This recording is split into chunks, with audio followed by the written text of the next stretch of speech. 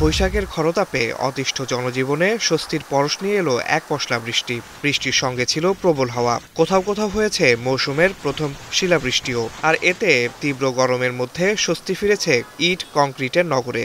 ঢাকা শহরে তো এরকম গাছপালা নাইকা, রোদে রোদে থাকতে হয়েছে, ঠিকমতো পানিও খাবার পাইতে পারি নেই, ভাতও অনেক সময় খাইতে পারি নেই।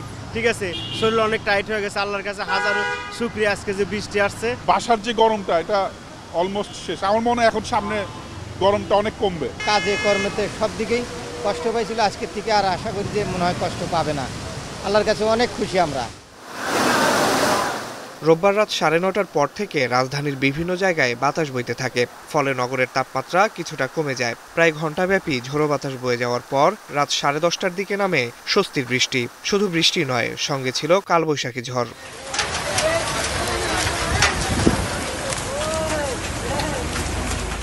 হঠাৎ এই বৃষ্টিতে ধীরে ধীরে কমতে থাকে নগরীর তাপমাত্রা, ফলে অনেকেই বেরিয়ে পড়েন বৃষ্টি বিলাসে।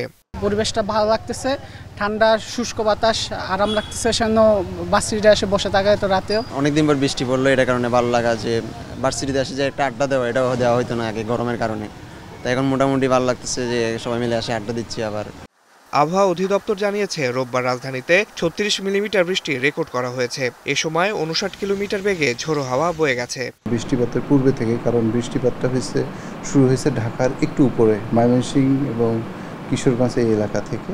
তো এর প্রভাবে দেখবেন যে সন্ধ্যার পর থেকেই কিন্তু ঢাকায় বেশ মৃদু ঠান্ডা বাতাস প্রবাহিত হচ্ছিল এবং বৃষ্টির পরবর্তীতে আপনার টেম্পারেচারটা অনেকটাই কমে গেছে।